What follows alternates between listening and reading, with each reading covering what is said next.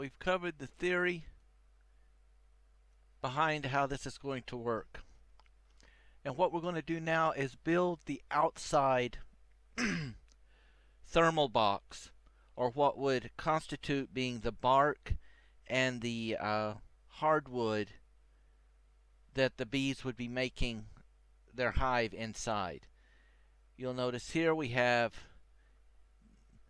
these different boxes. The tall one has 2 hinges. The thing I've got to be jockeying around are these 3, and that's why they're separate and individual.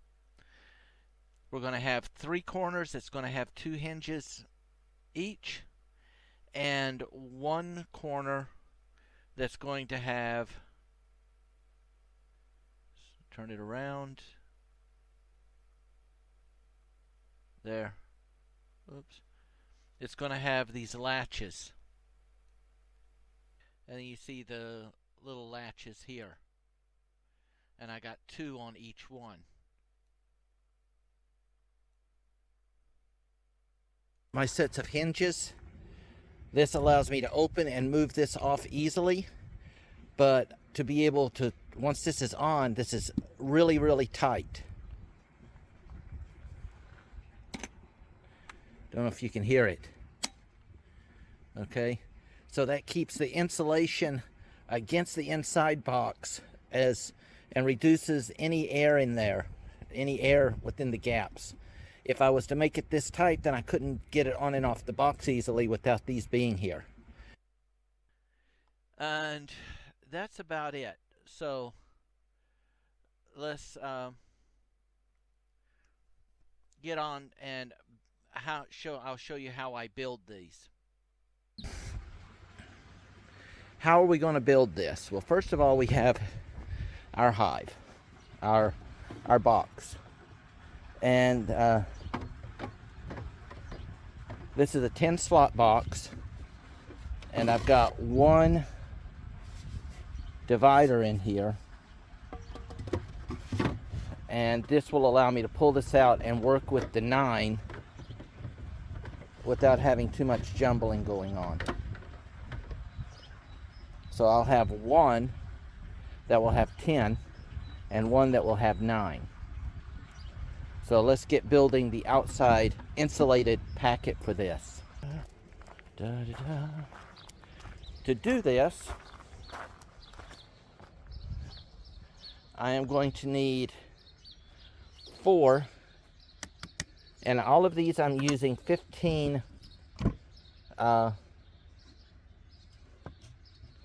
millimeter. So just over 1.5 centimeters thick wood. You want all your wood to be the same so it all matches up for the entire structure.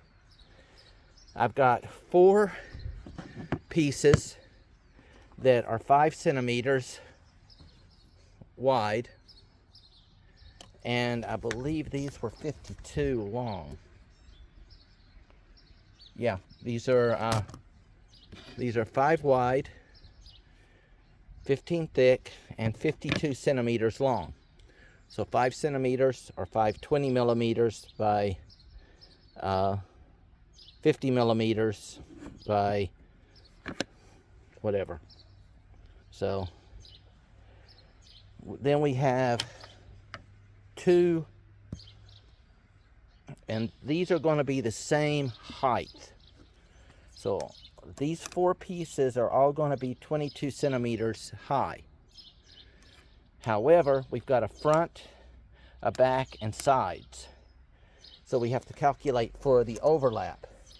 So we're going to have 2 of them that are 52 centimeters long, and 2 of them that are 65 centimeters long. So we've got 5. We got 4 that are 5 by 52 long, and whatever thickness of wood you're going to be using. And mind you, this wood is all calculated for 15 millimeter or 1.5 centimeters average.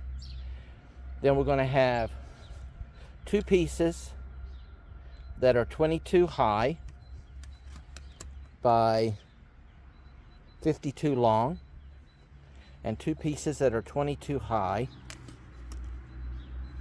by 65 long. The next thing we want to do is sand all of these and then apply multiple coats of waterproofing. So let's get on to that.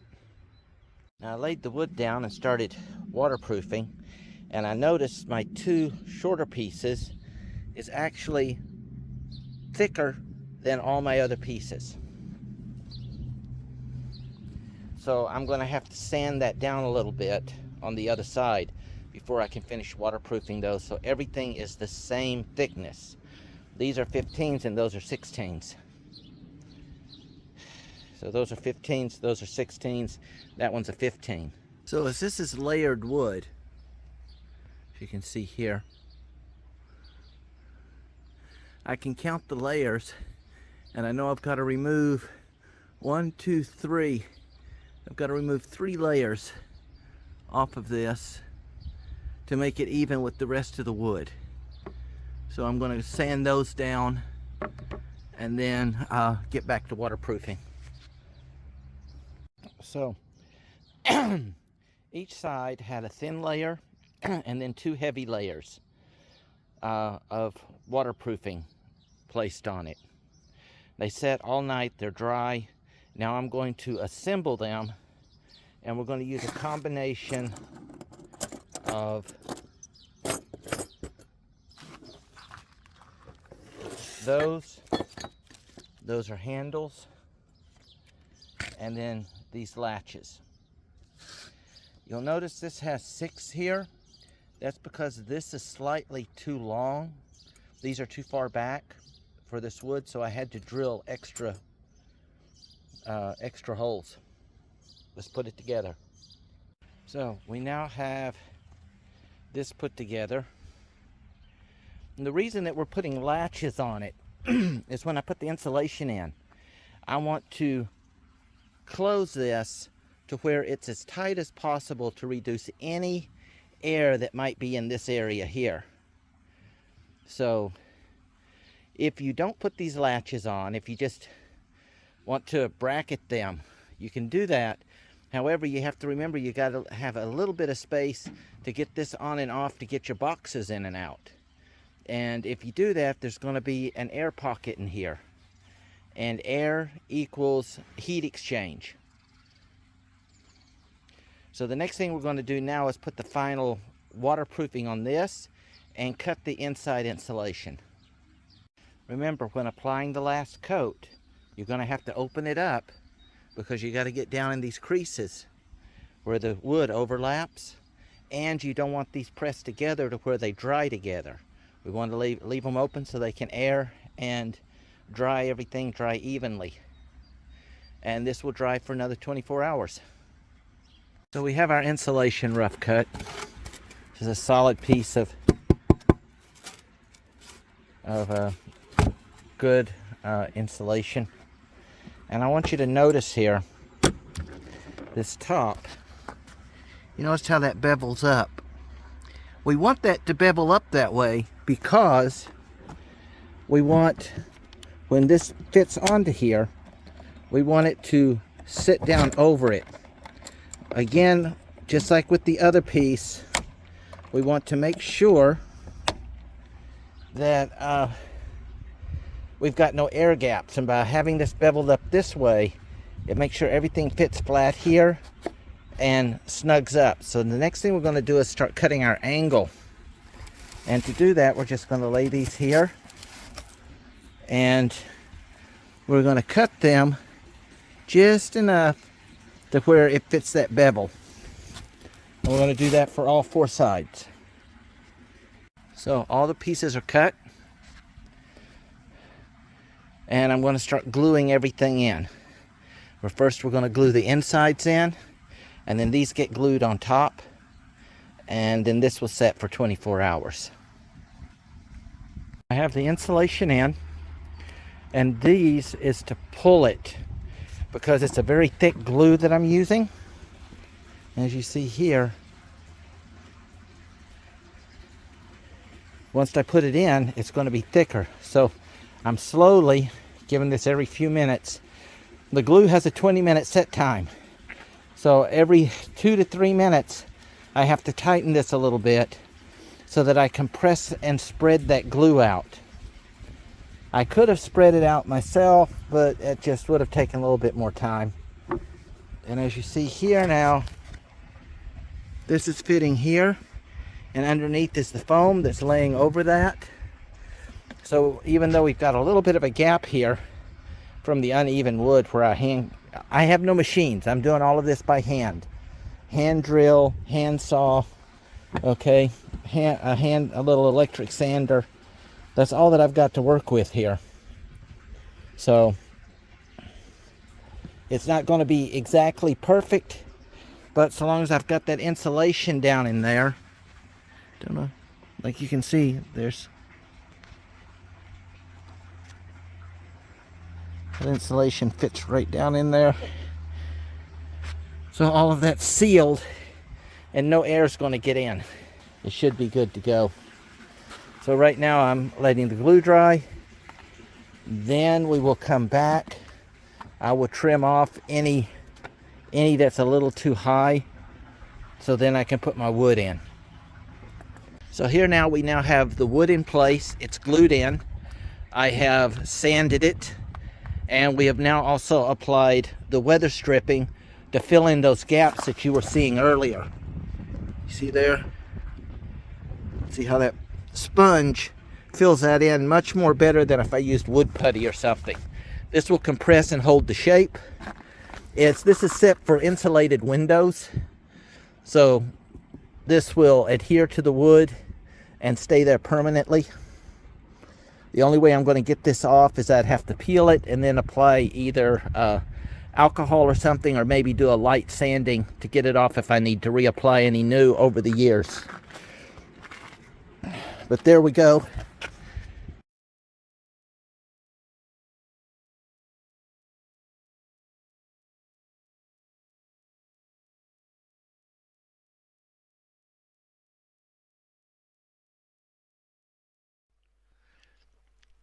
Building the top.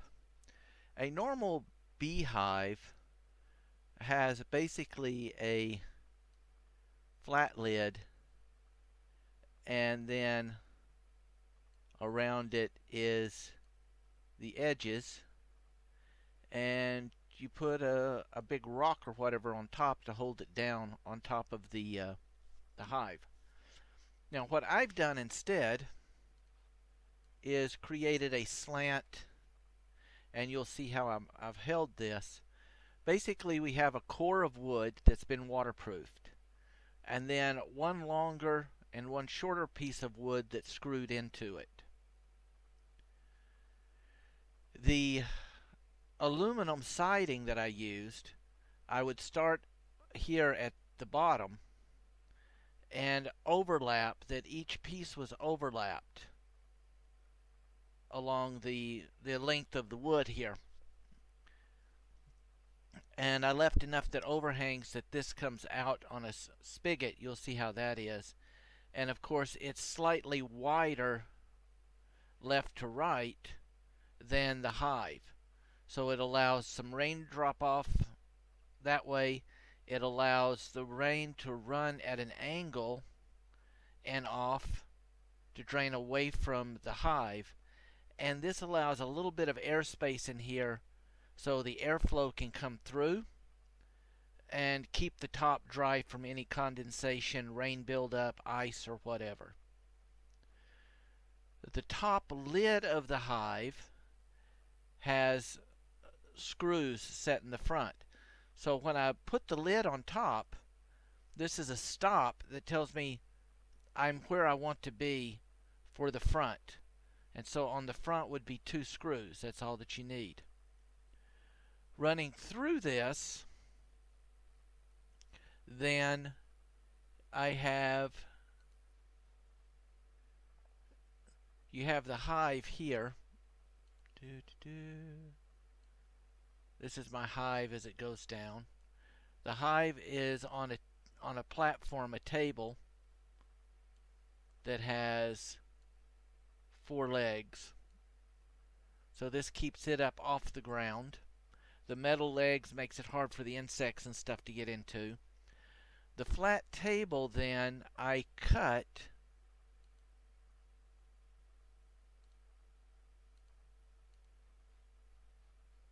slats. So there is a hole cut here. This isn't to proportion, the legs further out. And a hole cut here. So as an example, this leg is really out here. And the same for this one. And they're the same length. There. So all the legs, everything is even. This sits onto the table. I have a slot cut through the table and come here, and through the roof. And what this does is it allows me to pass a strap through these, under the table, and around. So the strap comes around, and then on the one side that I have access to, because one side has a 50 centimeter gap next to the greenhouse, as you'll see in the video. But the strap comes around, and then that allows me to tighten it here. So instead of having rocks and stuff on top, I've got a nice even flow. It's layered so that this layer is under the next layer, under the next layer, and it builds up so the rain runs down and not into it.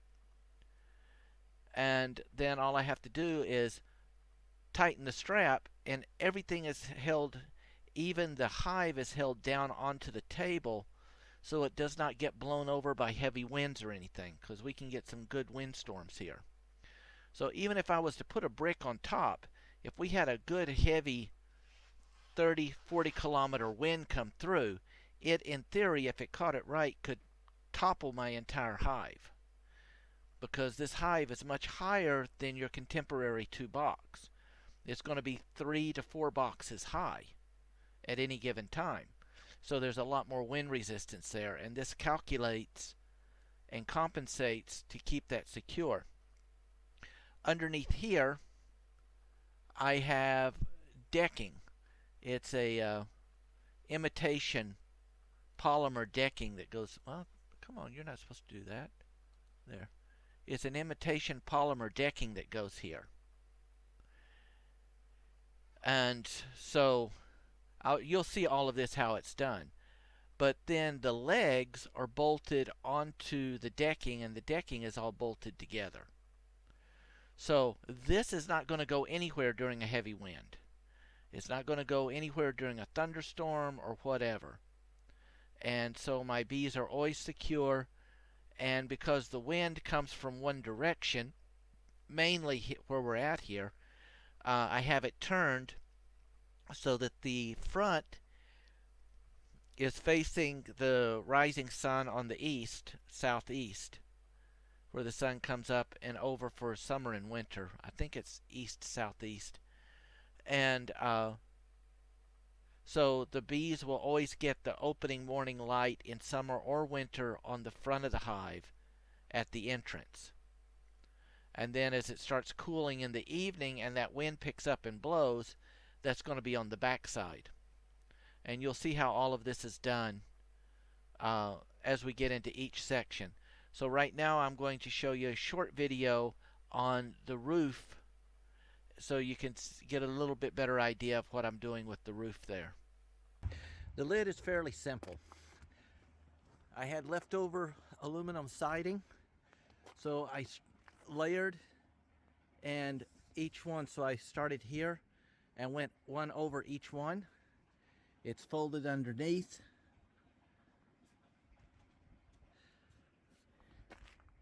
I've got a bevel here, so any rain that's coming that could possibly come off is going to go this way.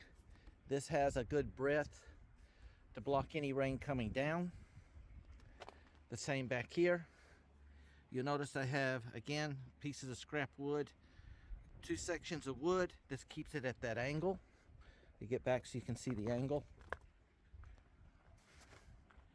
See, it's at that slight angle, so everything's going to run off. This also leaves this open, though, that the air can flow through, and if any wind-driven rain or whatever gets underneath there, condensation, like dew or whatever, this will take and allow it to dry off. So I've got a little bit of a lift. This sat all winter. We're now into February, and I'll take this off, and you'll see underneath here should be almost totally dry, except where we got a little bit of snow last night. Let me get that off. So here, you can tell we got just a little bit of water here, and that's from frozen ice. And as the sun comes out, that'll dry that off, because the wind will come underneath and dry it off, and we're good to go. So that's how the lid is made. You can put one that drops over, conventional, that's up to you.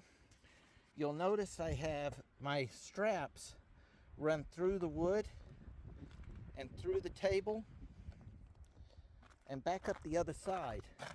And this way I don't have to put bricks or anything on it to keep it from getting blown off. I simply just tighten the straps, and depending on how many of these I have, depends on how far down I can tighten the strap. Plain and simple.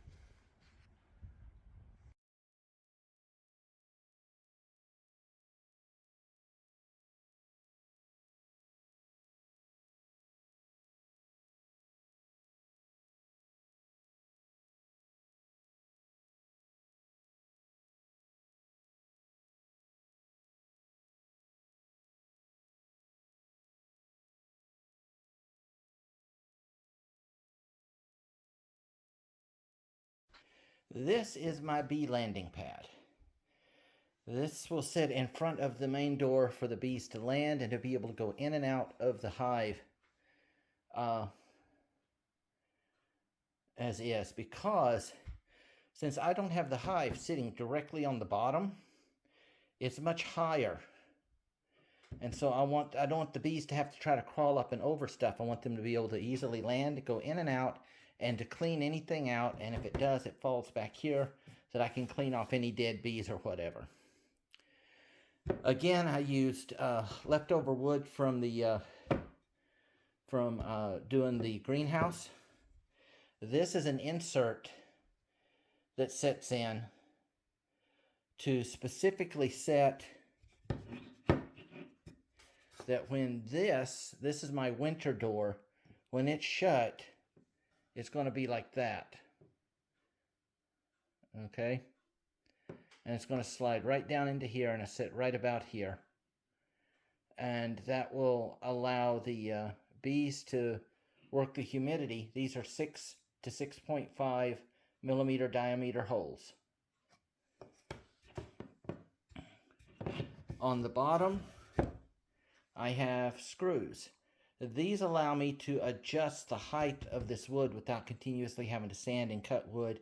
It also keeps it off the bottom to allow an airflow so there's no rotting. The wood can dry if we get a heavy rain or whatever.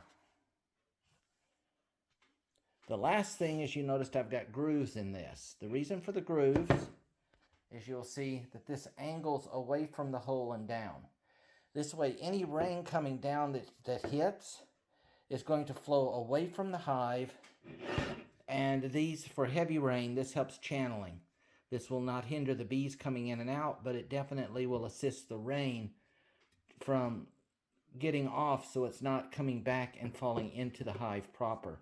Again, this is why this extra little nubbit is here. That allows any rain that comes that does make it up here to run along this channel and come off and down in front of the hive. All right, and so we'll see how that goes in later. Right now we've got a snowfall outside, so everything is currently covered in snow, and I really don't want to get out into that cold weather.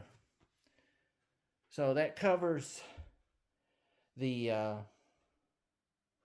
winter box and shows how I did the winter door and the landing pad that will be year-round. And next we'll see how everything's put together.